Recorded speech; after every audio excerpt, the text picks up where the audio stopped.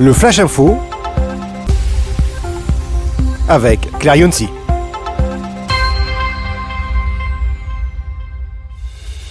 Bonjour à toutes et à tous, bienvenue dans votre Flash Info sur News Workwell. À la une de l'actualité, devenir manager, un choix de moins en moins prisé. Selon une étude APEC, aujourd'hui, 44% des cadres de moins de 35 ans ne veulent plus de ce poste, un chiffre en forte baisse. Trop de pression, trop de travail pour une augmentation moyenne de seulement 10%. Les chiffres parlent d'eux-mêmes, 65% des managers se disent débordés, 62% ressentent un épuisement professionnel et 64% un stress intense. Pas étonnant que la fonction ne fasse plus rêver.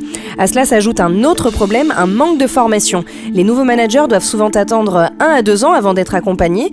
En attendant, ils jonglent entre la direction et leur équipe avec des décisions parfois difficiles à assumer.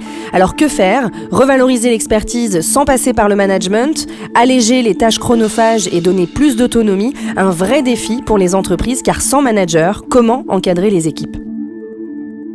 L'embauche des cadres en berne. Toujours selon l'APEC, à l'aube de 2025, les intentions de recrutement sont au plus bas. Seuls 9% des entreprises envisagent d'embaucher un cadre dans les 3 prochains mois, en recul d'1 point.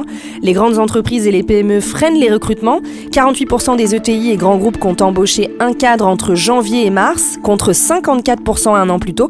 Même constat dans les PME où les intentions d'embauche chutent de 18 à 14% en un an. Seules les TPE résistent légèrement. Alors pourquoi cette baisse ? Incertitudes économiques, consommation stagnante et recul des investissements.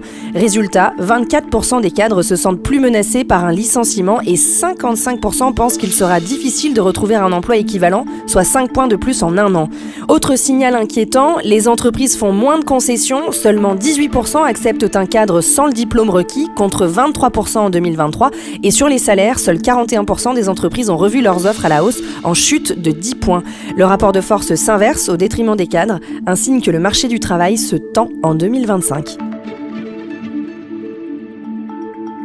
Si vous voulez rester connecté aux infos d'News Workwell, rendez-vous sur notre site News Workwell, le média d'information des nouveaux modes et lieux de travail.